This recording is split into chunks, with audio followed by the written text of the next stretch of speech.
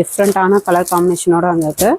வேணுன்றவங்க டக்கு டக்குன்னு புக் பண்ணிக்கோங்க. எல்லாமே சிங்கிள் பீஸ் தான் இருக்குது. ப்ரைஸ் பார்த்திங்கன்னா இந்த சாரீஸ்லாம் மார்க்கெட் ப்ரைஸு 3000க்கு மேலேயே போகுங்க.